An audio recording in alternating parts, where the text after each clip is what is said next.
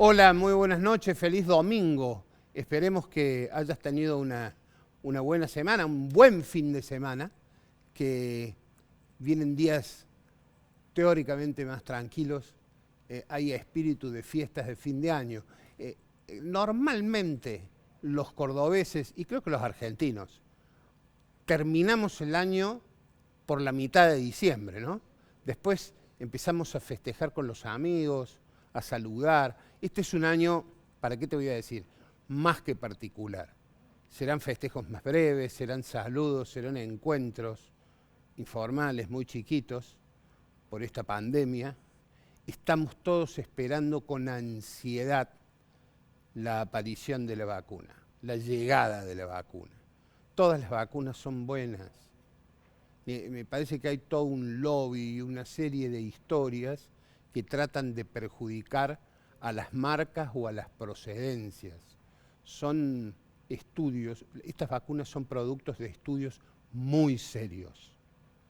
No hay lugar para el chantaje aquí o para la cosa liviana, superficial o descartable.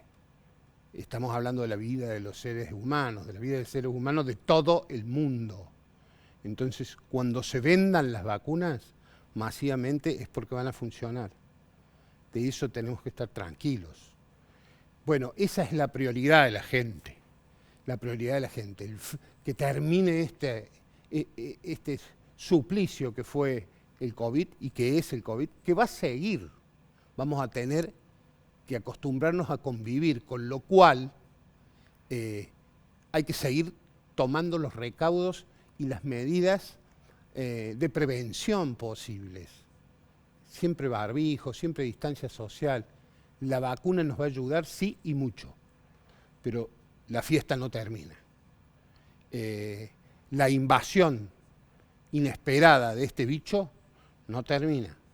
Por eso sigamos cuidándonos. Y el otro tema de la semana fue la sanción en la madrugada del viernes de la ley de la media sanción de la ley de interrupción voluntaria del embarazo, que curiosamente, frente a lo que pasó hace 2 años, esta vez tuvo mucho menos exposición pública y mucho menos debate.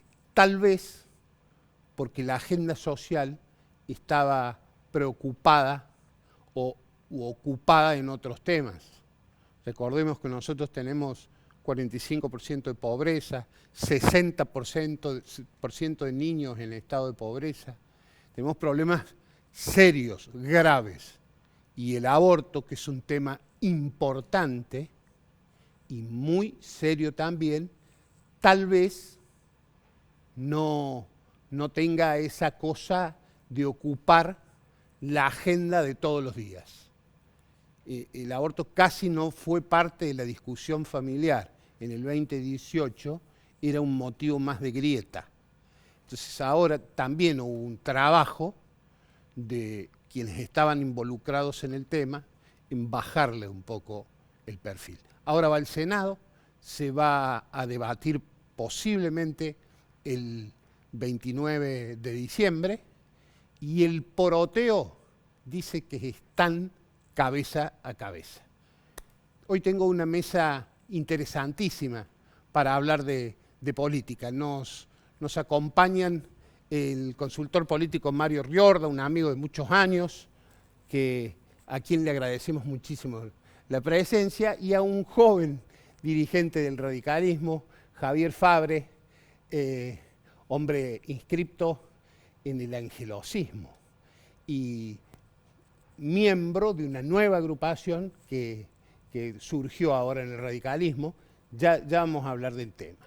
Bueno, Mario, ¿cómo ves el fin de año en la Argentina? Yo creo que hay una especie de descanso circunstancial frente a la intensidad, frente a la incertidumbre que se vive, ¿no? Terminaba hace 20 días un estudio en México, una serie de 30 focus group, vale decir estudios cualitativos, sí, donde las palabras dominantes eran incertidumbre, miedo, agobio u otras equivalentes. Hace unos días di una clase en Ecuador y cuando cuento esto, un consultor que me escuchaba como alumno me dice, son las mismas palabras que surgen aquí en plena campaña electoral, y pude corroborar en estudios en Argentina y obviamente lo mismo. Entonces, me da la sensación que lo que va a haber es una especie de un parate emotivo, donde hay muy pocas cosas para celebrar en términos de la gestión de la pandemia, independientemente de un descenso de contagios y también de muerte, pero que en realidad las condiciones de gestión del riesgo han mermado en intensidad, la construcción social del riesgo prácticamente está ausente, y estamos frente a un fenómeno cognitivo que muchas veces se suele estudiar en la psicología, sobre todo de quienes realizan procesos de dieta, ¿sí?, que tienen sacrificios prolongados, y perdón por la expresión, en inglés se denomina what the hell, la traducción en español, en españolísimo, en el castellano sería qué infierno, y la traducción latina, propiamente argentina, es qué mierda. Y es a partir de un punto, qué mierda, ya no me importa nada. Y me parece que la sociedad, en este cansancio, y yo diría desde un momento dado, que fue el velorio de Maradona, prácticamente ha relajado su nivel de comportamiento público. Entonces, me parece que afectivamente, subjetivamente, emocionalmente, es una especie de parate, es una especie de pax, ¿no?, de una paz social circunstancial, quizás a la espera, aún en este relajamiento, de una vacuna que por más que sea anunciado con bombos y platillos, yo diría la masividad, como lo han demostrado incluso la gestión de otras pandemias, con muchos estudios acordes a ello, todavía nos dicen hay que ser muy prudentes. Hay que ser prudente porque, digamos, pero la gente está esperanzada en eso, está ansiosa en eso. Da la impresión de que cambió el escenario y la preocupación es la llegada de la vacuna, por el temor a la muerte. Eduardo, el estudio, la última pandemia, llamada H1N1, sí, comúnmente, claro, realizó o generó un estudio, particularmente en la gestión de la pandemia en la Unión Europea. Ese estudio se llamó Ciencia, Pandemia y Resiliencia, donde básicamente, además de analizar el aporte epidemiológico, el aporte sanitarista, llegó a una conclusión. Le faltaron ciencias sociales a la gestión de la pandemia y particularmente pone el foco en un momento dado, que es el periodo de vacunación, porque es un proceso sumamente universal en términos de los beneficiarios, y que además la flaqueza tenía que ver con una poca capacidad comunicacional de parte de los gobiernos, en primer término, y segundo, una muy pobre y deficiente capacidad logística. Entonces, digo, cuidado, porque esa pandemia, independientemente de que ha sido mucho menor en intensidad, en escalabilidad a la actual, nos ha dejado un proceso de aprendizaje ahí muy expuesto, pero también hay que entender que en términos políticos y sociales, de hecho en este libro, el capítulo, voy a spoilear cómo termina el libro, la capacidad social y política de aprendizaje o de las instituciones realmente es muy pobre o en todo caso discreto. Bueno, Mario habla de un libro y estamos hablando tiene un gran título el libro, no lo leí, pero tiene muy buena crítica. Cualquiera tiene un plan hasta que te pegan en la cara. Es el trabajo que publicó hace poquito Mario Riordan. Hace 20 días, además es una rareza porque es un libro absolutamente multidisciplinar, escrito con Silvia Ventorila, es una psiquiatra especialista en situaciones de emergencia y desastres, es una de las grandes autoridades de América Latina en cuestiones de salud mental, así que nos animamos a salir del nicho y a pensar el libro en clave de psicología, psiquiatría, medicina, comunicación, política, sociología, así que es una rareza y que además estamos teniendo una recepción realmente fabulosa. ¿Sí, está conforme? Sí, ¿No lo podés presentar de momento en conferencias? En Zoom. Ya vamos por muchas presentaciones por Zoom, obviamente. Por Zoom. Pero, a ver, son muy útiles, el Zoom nos ha salvado la vida a todos, los que trabajamos en equipo, pero digamos, nunca como el contacto presencial, ¿no? Sobre todo para este tipo de cosas. Pero bueno, de a poco lo volveremos a recuperar. Bueno, felicitaciones por el libro. Gracias, es de Paidós.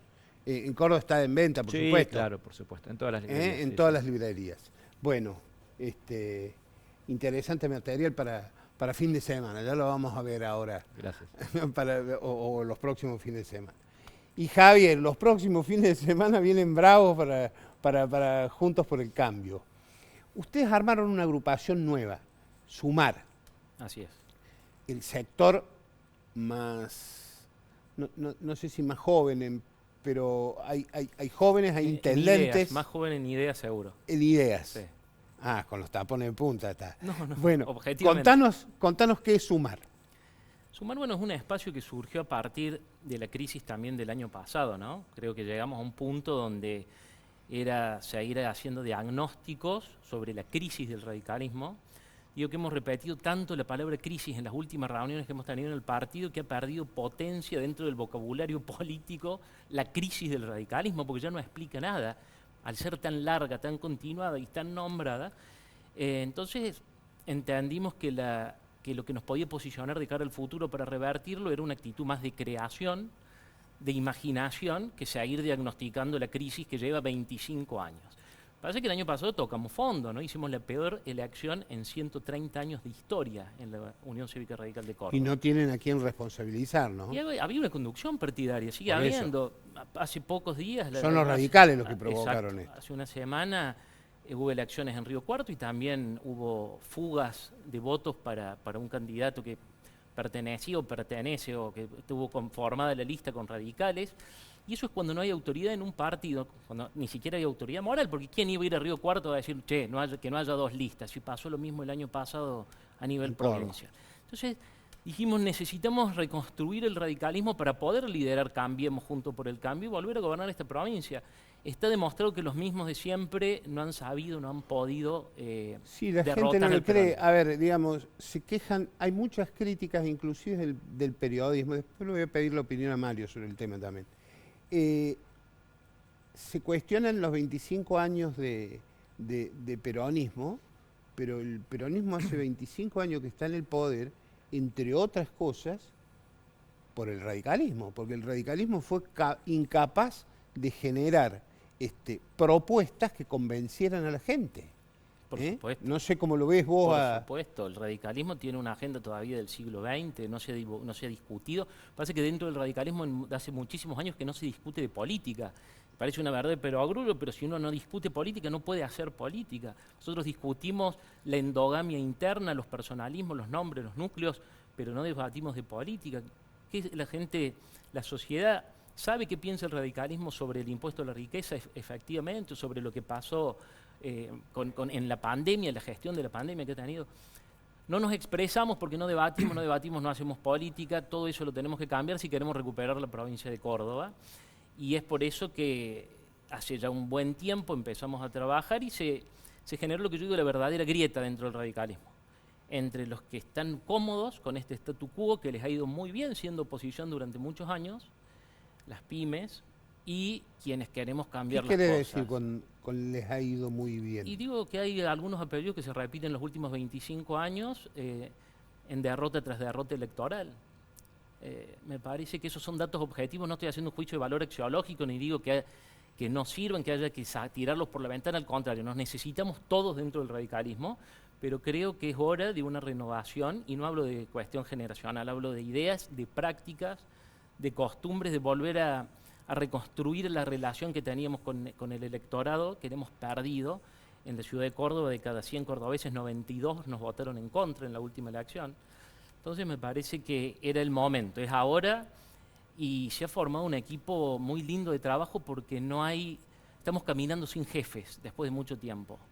Estamos caminando desde una construcción colectiva donde está Rodrigo de Loredo, Javier Vicellares, Orlando Ardú, Verónica Gazón, intendente de Montecristo, Marco Ferrer de Río Tercero, Luis Picat, una cantidad de intendentes de las principales ciudades que coincidimos no solo en el diagnóstico, sino también en la tarea a reconstruir dentro del radicalismo de Córdoba.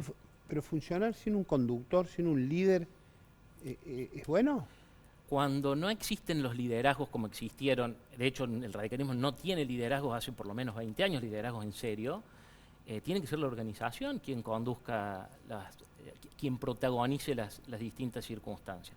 Por supuesto que hay primus inter pares, en toda reunión humana suele suceder, me parece, pero no existe ese culto a la personalidad. Acá Sumar, que es el espacio no tiene un ismo que le sigue a un apellido ni a una familia. Bueno, es para debatirlo el tema, porque me parece que cuando crezcan suele pasar que esa tentación del liderazgo o de conducir aparezca. No digo si está bien o si está mal, ¿eh? Me tengo que ir a un bloque y después la pregunta va a ser seguramente para Mario, que va a tener una mirada diferente de la cuestión. Pausita muy corta, ya volvemos.